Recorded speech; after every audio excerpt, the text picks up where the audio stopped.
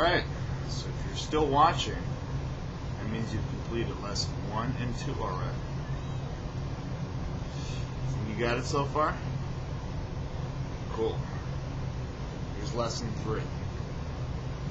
So, by now, you should have the E chord, the A minor chord, and the C chord down, right? And you practice going back and forth, so you can go C to E, from C to A minor. You can go from A minor to C, and from E to C. It's probably going to be the toughest one, jumping from E to C, because you're moving all your fingers there. You're not freezing any fingers down. Alright, so grab those chords down. They sound crisp and clear. You're not muting any strings. It's sounding perfect. You're hitting all the strings. Awesome. So we're going to give this a rest a little bit today. And we're going to work on a little bit of strumming. Okay? So far, the strumming that you've been doing is straight down, right? So now we're going to mix it up a little bit. So, give me, let's see here, an A minor. Okay? Alright. You find a perfect A minor there, and we're going to play around with it in a second. Sorry, it's late night. Alright. A minor. Now, instead of just going down, down, down, we're going to go down, up, up. Alright? But we're going to speed it up a little bit. So, let's start slow. So, go down, up, down, up, down, up, down, up, down, up, down, up. A little faster. Down, up, down, up, down, up, down, up, down, up, down, up, down, up. Alright. Now, what we're going to do, the down, up, and we're going to go C, E, A minor, C, E, A minor. So we're going to go through them twice, alright? Doing the down, up. Now, if you find that you can't jump to a chord flawlessly, like if you can't go from, and it takes you a little bit to throw the chord down, don't pause your strumming. You know, your strumming always has to stay on, almost like having like a robot arm, you know? So don't pause strumming. Just keep strumming, even if it's between chords and it sounds like, you know.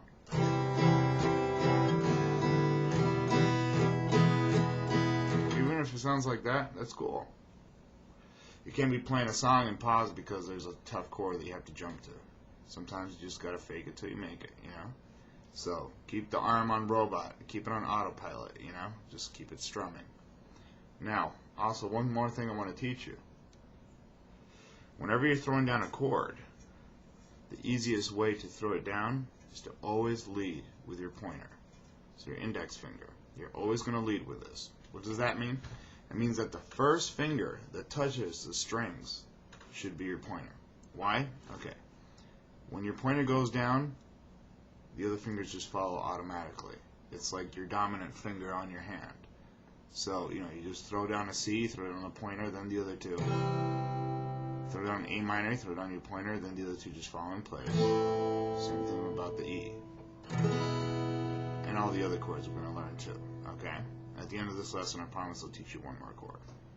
So, let's go C, E, and A minor with down, up strums. Okay? We're going to do 4 strums on each. You ready?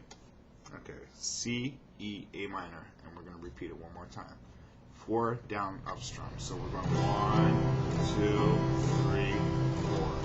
Okay, ready, go. 1, 2, 3, 4, E, 1, 2, 3, 4, A minor, 1, 2, 3, 4, back to C. 1, 2, 3, 4, down to E, 2, 3, 4, A minor. Let's finish it on C.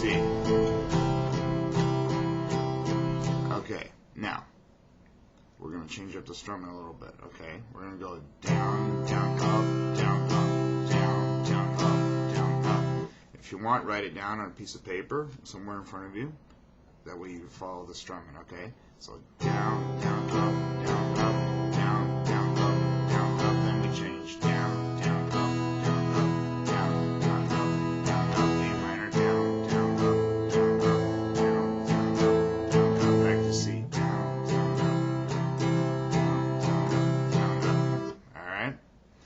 want you to practice a down, down, up,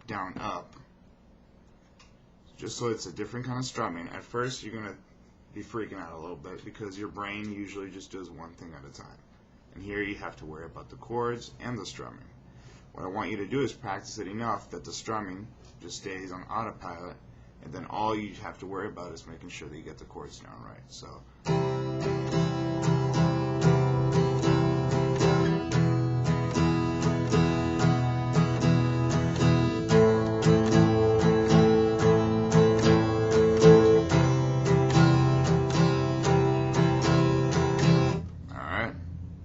Now, I promised you I'd teach you a chord. Here's an easy chord.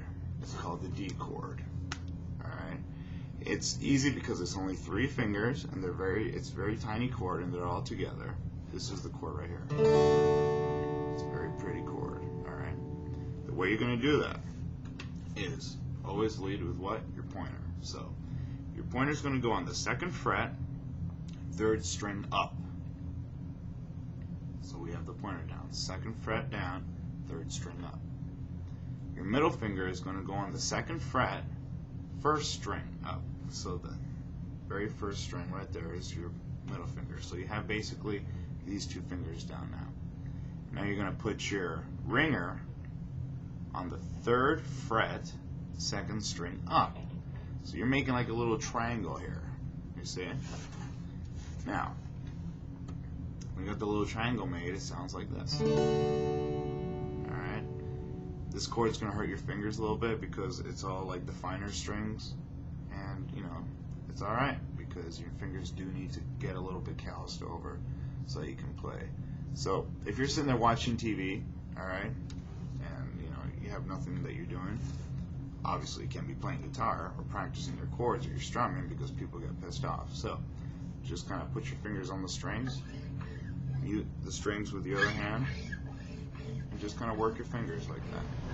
What this is doing is basically making your fingertips a little rougher. I know it looks perverted or whatever, but it makes them a little bit rougher. And also, if you want to work on your hand strength, just do chords without strumming them. Just do chords, but hold them down tight and hard, because your left hand has probably been so weak so far. Now you need to strengthen it. So, all right, do those things. Work on the D chord, and I'll see you when I see you.